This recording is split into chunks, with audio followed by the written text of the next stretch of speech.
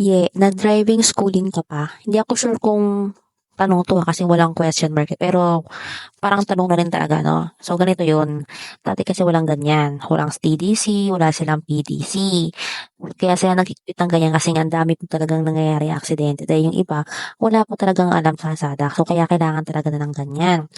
So before ka mag-release ng student permit, kailangan mo munang magkaroon ka ng certificate para sa TDC.